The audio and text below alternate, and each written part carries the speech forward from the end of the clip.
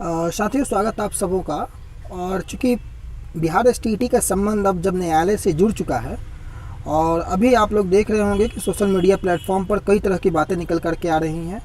कई लोग कई तरह की बातें कर रहे हैं। आपका यहाँ पर अगर मामला कोर्ट में भी गया है तो जेन्युइन चीज़ें आपको जाननी बेहद आवश्यक है। मैंने आपको अभी तक जो 2-3 मुद्दे बताए हैं, मामला किधर को भी बैठे वो एक अलग इशू होता है, लेकिन केसेस के बारे में भी जानकारी आपको सही होनी चाहिए। इस वीडियो को आपको लास्ट तक देखना बेहद आवश्यक है, क्योंकि कई खुलासे इस केस में या कई महत्वपूर्ण जानकारियाँ इस केस से रिलेटेड मैं आपको देने वाला हूँ। कल मैंने आपको 2 केस के बारे में जानकारी दी थी और 1 केस के बारे में पहले मैंने जानकारी दी थी। टोटल 3 जो है पटना हाईकोर्ट में केस अभी किए जा चुके हैं बिहार एसटीईटी को, केवल 3। और वो केस जो हैं वो मैं आपको बताता हूँ। पहला कुंदन कुमार का केस जो कि 12/021 था केस नंबर। दूसरा केस जो मैंने कल दिखाया दिलीप कुमार झा का केस। और तीसरा जो केस आलोक कुमार का था, जिसकी जानकारी मैंने सुबह भी दी, टोकन नंबर 10/454। ये 3 केस अभी तक मुख्य रूप से पटना हाईकोर्ट में हुए हैं। इसके अलावे जो अभी जानकारी में है कि कोई केस नहीं हुए हैं। अब इन तीनों केसेस में मुख्य रूप से ड्राफ्टिंग का देखना आपको बेहद आवश्यक होता है कि भाई लोगों ने किस इंटरेस्ट में केस किया है। पीआईएल दायर हुआ था दिलीप कुमार झा की ओर से, और किसी की तरफ से भी अगर पीआईएल या कोई केस दायर होता है, अगर जनहित याचिका आप दायर करते हैं, जब आप जन के हित के लिए याचिका दायर करते हैं तो उस जन तक उस ड्राफ्टिंग को दिखाने में प्रॉब्लम क्या है। कई लोग ड्राफ्टिंग नहीं दिखाना चाहते हैं, ठीक है, आपके सिक्रेसी इशू है, वो एक अलग इशू है। लेकिन जब आपने जनहित याचिका दायर की है तो जन तक, यानी कि आम लोगों तक उस बात को पहुंचाना बेहद आवश्यक है। कल जब मैंने दिलीप कुमार झा को लेकर के वीडियो बनाया था तो दिलीप कुमार झा से मेरी बातें हुई, जो कि पिटिशनर है। आगे मैं आपको दिखाऊंगा, कई ऐसी बातें बताऊंगा, इससे ड्राफ्टिंग से रूबरू करवाऊंगा कि कौन कौन से पॉइंट को मेंशन इन्होंने किया है। और सबसे महत्वपूर्ण बात कि आप लोगों के माध्यम से भी पूछा गया था कि ये केस किन की तरफ से है। मैं लगातार बोलता हूं कि आज की डेट में ना तो कोई मेरिट में, ना तो कोई नॉट इन मेरिट में, केवल क्वालिफाई कैंडिडेट की बात होनी चाहिए। लेकिन फिर भी कई लोगों ने पूछा कि मेरिट की तरफ से है कि नॉट इन मेरिट की तरफ से है। उसको भी मैं क्लियर कर दूंगा आपको आने वाले समय में, आप खुद देख करके क्लियर हो जाएंगे। क्योंकि 13 पेज का ये ड्राफ्टिंग है, सारी चीज़ों को मैं पढ़ नहीं सकता, लेकिन जो मुख्य मुद्दे होंगे वो मैं ज़रूर आपको बताना चाहूँगा, ताकि आपकी कन्फ्यूजन दूर हो जाए और किसी के भ्रम में ना रहें। सबसे पहली बात मैं आपको बता रहा हूँ, अभी इतने लोग बहकावे में लाने का प्रयास आपको करेंगे। बहकावे में किसी के नहीं आना है। चीज़ों को समझिए। एक तो मामला न्यायालय तक जाना नहीं चाहिए था, और अगर अब मामला न्यायालय तक गया भी तो सही चीज़ों की जानकारी होनी चाहिए आपको कि भाई किस मुद्दे पे लेकर के केस किया गया है। और जब मामला न्यायालय में है तो फैसला न्यायालय देगा, हमें और आपको फैसला देने की ज़रूरत नहीं है घर बैठ करके। आगे हम देखते हैं इस केस से जुड़े हुए जो कुछ भी इसमें ड्राफ्टिंग है। सबसे पहले मैं आपको दिखा दूं कि ये जो केस है, in the matter of an application under article 226 and 227 of the constitution of India 1950। ये इन द मैटर ऑफ, यहाँ देखिए, Dilip Kumar Jha, gender male, age about 35 year, son of Aniruddh Jha, residence of house number 11। ये सारे इनके एड्रेस है, district Bhagalpur के हैं। ये पिटिशनर है, ये खुद दिलीप कुमार झा। आप देख सकते हैं इन्हीं से कल मेरी बातें हुई थी। आज सुबह भी जो है इनके मित्र से मेरी बातें हुई, और उसके बाद ये वीडियो मैं क्रिएट कर रहा हूँ।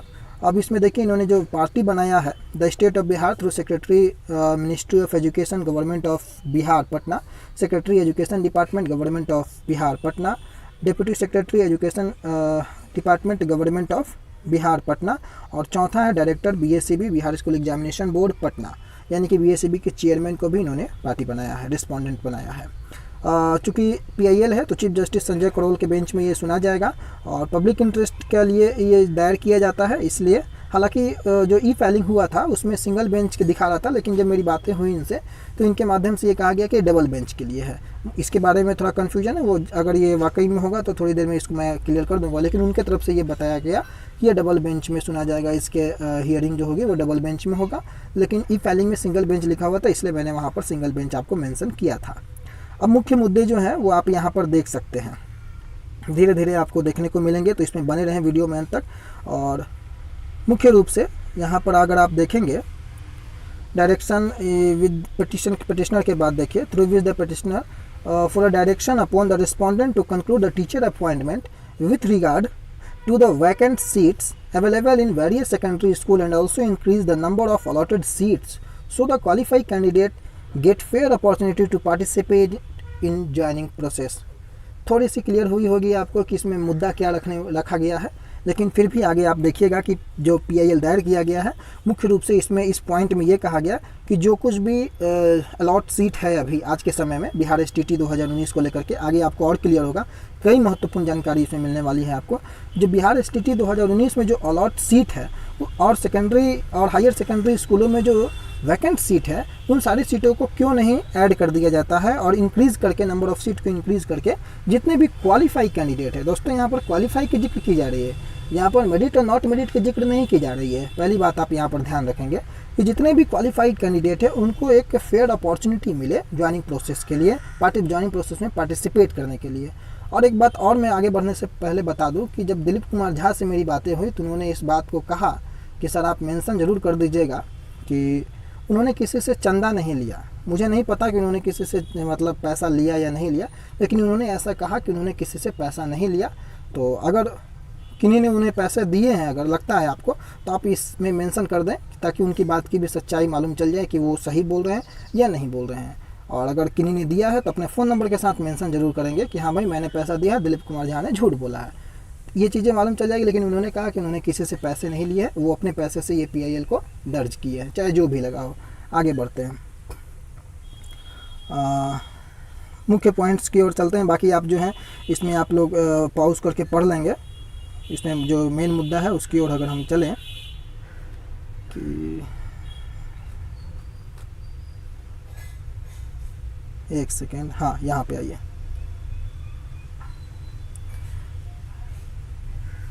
3 नंबर पॉइंट अगर आप देखेंगे तो 3 नंबर पॉइंट में ही आपको सारी चीज़ें क्लियर होते हुए लिखेंगे कि the petitioner declared that the present petition to the shape of form of public interest litigation is being made bona fidely and the petitioner has no individual interest. Petitioner has no individual interest involved in the matter and is sincerely filed this writ application in larger public interest as it is duty of respondent to make sure। बहुत महत्वपूर्ण point है यहाँ पर कि ये कोई individual interest के लिए नहीं ये पिटिशन दायर किया गया है, बल्कि लार्जर पब्लिक इंटरेस्ट के लिए ये पिटिशन को दायर किया गया है।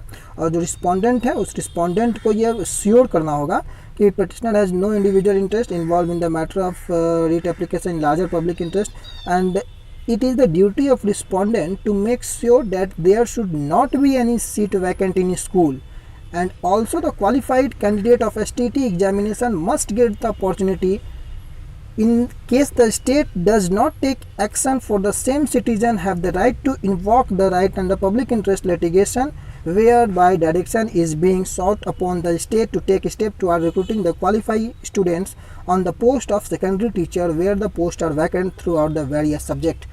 आप लोग अगर समझने वाले होंगे तो समझ चुके होंगे कि यहाँ पर क्लियरली जो है रिस्पोंडेंट को, जो कि शुरू में 4 रिस्पोंडेंट मैंने आपको बताया था, सेक्रेटरी से लेकर के BSCB के चेयरमैन तक जो रिस्पोंडेंट बनाया गया है, उनसे क्लियरली इस बात को लेकर के मेक श्योर उनकी ड्यूटी बताया गया है। उनसे पूछा गया है इस पिटीशन के दौरान कि भाई जो STT एग्जामिनेशन में जो कैंडिडेट जो क्वालिफाई हुए हैं और जो क्वालिफाई हुए हैं और आपके पास स्कूल में वैकेंट सीट भी है, जैसा कि पहले भी आपको दिखाया गया था, तो यहाँ पर क्लियर किया गया कि there should not be any seat vacant in school. कोई भी सीट वैकेंट नहीं रहनी चाहिए स्कूलों में टीचर्स की, और सारे क्वालिफाई कैंडिडेटों को जो है वो अपॉर्चुनिटी मिलनी चाहिए।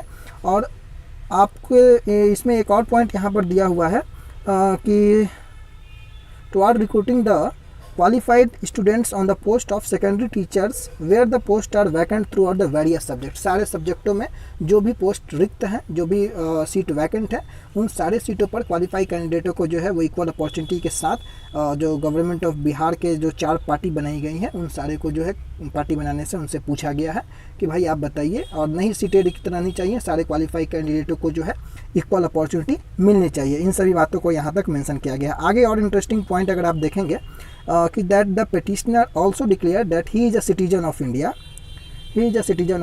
And reside within the territorial jurisdiction of the honorable court and has invoked the public interest litigation jurisdiction of honorable court। मुख्य बातें यहाँ पर आइए, फिर बाकी चीज़ें आप जो है वो पॉज करके पढ़ लेंगे।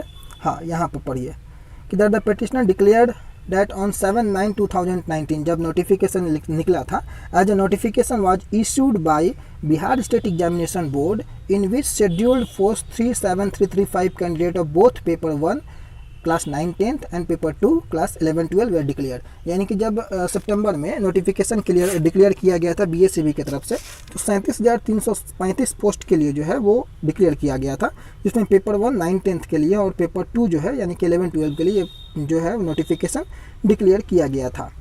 फोटोकॉपी ऑफ नोटिफिकेशन डेटेड 7/9/2019 इसको मेंशन किया गया है, वो एक अलग इशू है। अब यहाँ पर आइए 7th नंबर पॉइंट पे कि that the petitioner declare that accordingly examination of the candidate started from 9 सितंबर 2019, हालांकि यहाँ 2020 होना चाहिए था, टाइपिंग मिस्टेक है, एंड 22 सितंबर 2020 होना चाहिए, and the result of same was published between 12 मार्च 2021, 12 मार्च 2021 और 21 जून को 2 दिन जो है रिजल्ट जो पब्लिश हुआ उसकी भी चर्चाएं की गई हैं। Subject wise total 80,402 candidate were qualified for the post of secondary and higher secondary teacher. यानी कि जो 80,402 कैंडिडेट जो दोनों सब्जेक्ट दोनों पेपर में मिला करके सफल हुए हैं 12 मार्च और 21 जून को, जो गवर्नमेंट का डाटा है, जो जो सेक्रेटरी साहब ने प्रधान सचिव साहब ने जो ट्वीट करके जो डाटा दिया था 80,402 का, उसको मेंशन करके कहा गया है, उसको भी बताया गया है कि टोटल जो है 12 मार्च और 21 जून दोनों मिला करके 80,402 का जो डाटा है वो पब्लिश किया गया हायर सेकेंडरी और सेकेंडरी में। इसकी भी कॉपी जो है आगे संलिप्त की गई है।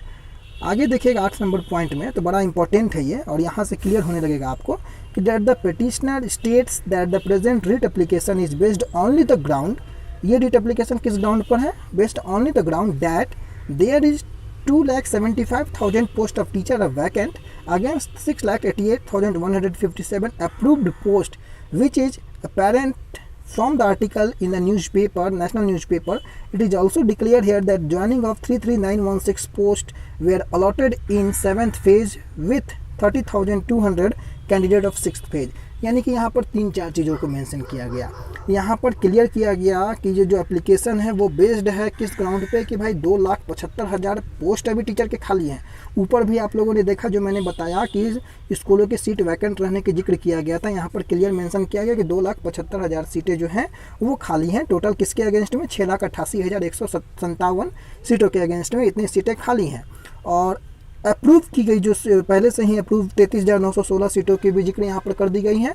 साथ ही साथ जो 30,020 जो सीटें हैं वो 6th फेज की, उसकी भी जिक्र यहाँ पर किया गया है।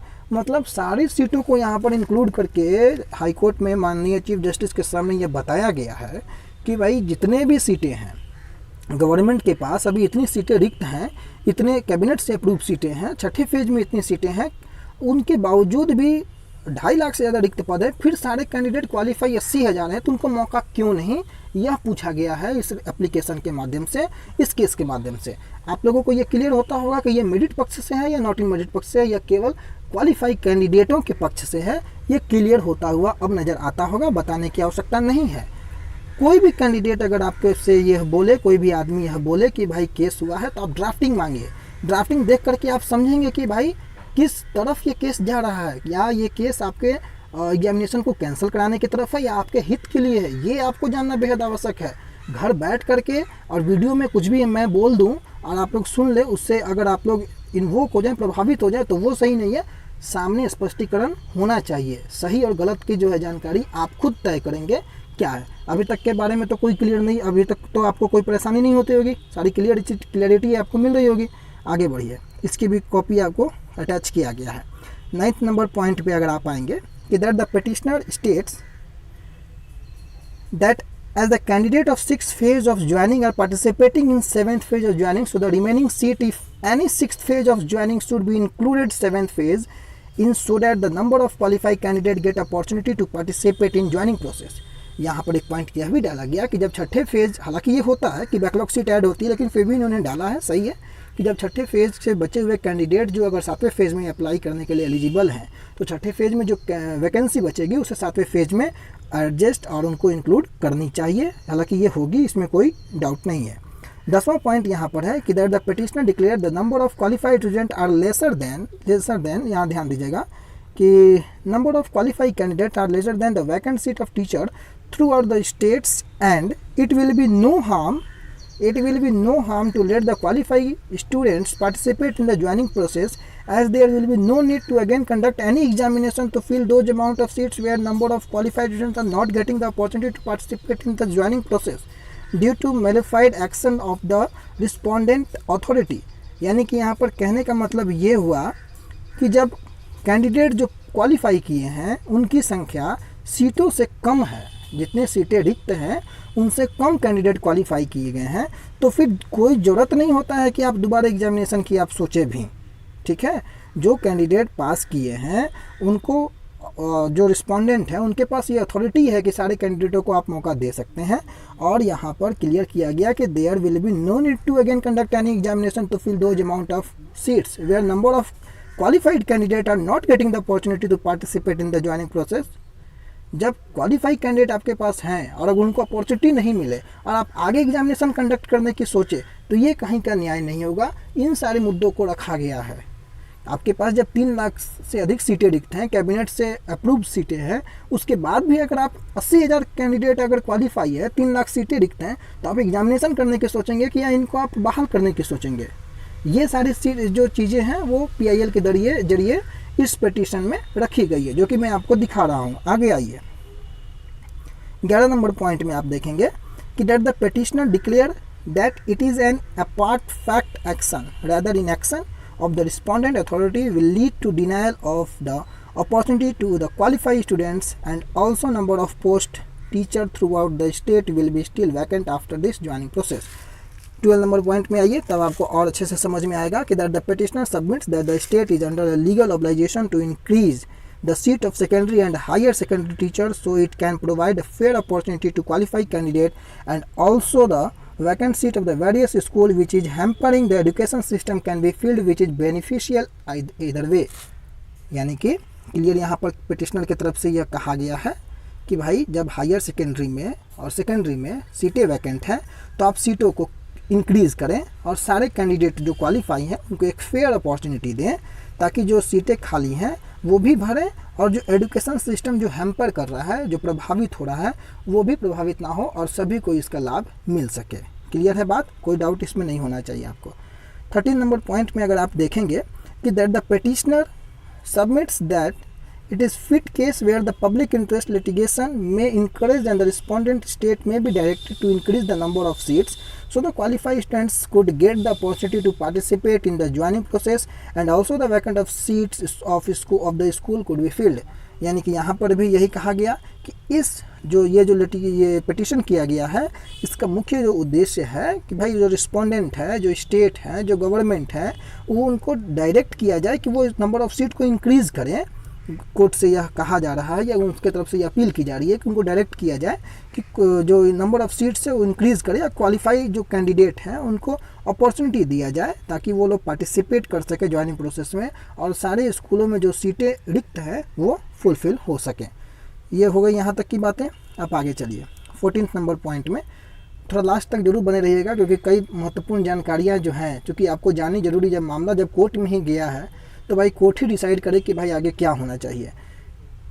That the petitioner states in that view of the matter when the state authorities are keeping silence over the issue, the petitioner has got no other alternative or equally effective remedy other than to approach the honorable courts in exercise of the extraordinary with jurisdiction under the public interest litigation jurisdiction। हाँ, मतलब petitioner के पास और कोई remedy और कोई उपाय नहीं दिखा, तब जाकर के वो ऑनरेबल कोर्ट के शरण में आया है। 14 नंबर पॉइंट ये बताता है कि तब जब उसे किसी प्रकार से कोई भी मतलब उपाय समझ में नहीं आया, तब ऑनरेबल कोर्ट के पास आया कि ऑनरेबल कोर्ट ही जो है कोई ऐसा डायरेक्शन देगा स्टेट को या रिस्पोंडेंट को जाकर के कि ताकि भाई जो इनकी मांगे हैं वो पूरी हो सकें।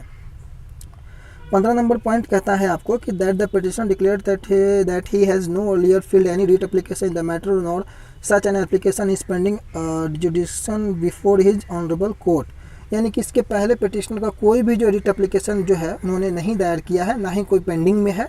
ये पहला रिट एप्लीकेशन है, इसकी चर्चाएं 15 नंबर पॉइंट में किया गया है। उसके बाद आप देखिए कि it is therefore prayed that your lordship में, ये मुख्य रूप से उतना इंपॉर्टेंट नहीं है, आप आगे आइए। उसके बाद ये एफिडेविट इनका देख लीजिए, दिलीप कुमार झा जनरल मेल, ये एफिडेविट हो गया और यहाँ पर इनका पिटिशन ख़त्म हो गया। तो मुख्य रूप से जो था ये ड्राफ्ट जो था जो देखने को मिला आपको, ठीक है, इसमें जो मुख्य रूप से जो बातें समझ में आई कि भाई ये केवल क्वालिफाई कैंडिडेटों को लेकर के किया गया एक PIL है। जिसमें मुख्य रूप से यह मांगे की गई हैं कि भाई जितने भी सीटें आप रिक्त हैं आपके स्कूलों में, उसमें सारे क्वालिफाई कैंडिडेटों को एक फेयर अपॉर्चुनिटी दी जाए, जिससे कि सारे लोग जो हैं वो ज्वाइनिंग प्रोसेस में हिस्सेदार बन सके, उनकी ज्वाइनिंग हो सके। कोर्ट इसके लिए जो है वो गवर्नमेंट को डायरेक्ट करे, कोई दिशा निर्देश दे, क्योंकि 80,000 जो कैंडिडेट क्वालिफाई हैं उसकी भी चर्चाएँ की गई हैं, 33,916 की भी चर्चाएँ की गई हैं, 30,020 की भी चर्चाएं की गई हैं, साथ ही साथ 37,335 की भी चर्चाएं की गई हैं, उसके बाद 2,75,000 की भी चर्चाएं की गई हैं। तो मुख्य उद्देश्य इस PIL का जहां तक आपको पढ़ने के बाद समझ में आता है कि भाई जितने सीटें रिक्त हैं उन सारे सीटों पर जितने सीटें हैं आपके पास उससे कम लोग क्वालिफाई हैं, तो फिर आप सारों को जो है जॉब क्यों नहीं दे पा रहे हैं, आपको जवाब देना पड़ेगा कोर्ट के सामने। तो ये मुख्य रूप से इसका आधार है केस करने का। कई लोग कई तरह की बातें बोलेंगे, लेकिन मैंने सोचा कि इसको आपके सामने लाया जाए ताकि आप खुद समझें कि दिलीप कुमार झा के द्वारा किया गया केस का आधार क्या है, इससे नुकसान मेरिट वालों को है या नॉट इन मेरिट वालों को है। मेरा तो यही मानना है कि इससे नुकसान मुझे नहीं लगता है कि किसी को है, इससे केवल क्वालिफाई कैंडिडेट को फ़ायदा है। अगर आप अपने आप को क्वालिफाई मानते हैं तो आपके लिए ये सही होगा। अगर आप अपने आप को क्वालिफाई ना मान करके किसी अन्य मुद्दे पे भटकना चाहते हैं तो आप भटक सकते हैं, लेकिन जहाँ तक मुझे समझ में आया कि इसमें केवल क्वालिफाई कैंडिडेटों की बातें की गई हैं और सारे क्वालिफाई कैंडिडेटों को लेकर के सीटों को इंक्रीज़ कराना, स्कूलों में सीटों को फुलफ़िल करना सारे सब्जेक्ट वाइज, और सारे क्वालिफाई कैंडिडेटों को अपॉर्चुनिटी मिलने की बातें इस जो ड्राफ्टिंग है और इस जो PIL है उसमें किया गया है। अब कई लोग करने वाले केस हैं, लेकिन अभी मुख्य रूप से मात्र 3 केस हुआ है, जो 3 केस में एक की मैंने ड्राफ्टिंग आपको दिखा दी। आगे भी प्रयास जारी है कि बाकी दोनों केस की ड्राफ्टिंग का पता लगाया जाए और उसको भी आपके सामने लाया जाए। फिलहाल के लिए इतना ही। वीडियो कैसा लगा, अच्छा लगा हो तो आप लाइक करें, शेयर करें, सब्सक्राइब करें, दोस्तों तक पहुंचाएं और बहकावे से दूर रहें। बार बार मैं कहता हूं कि बहकावे से दूर रहें। बहुत धन्यवाद।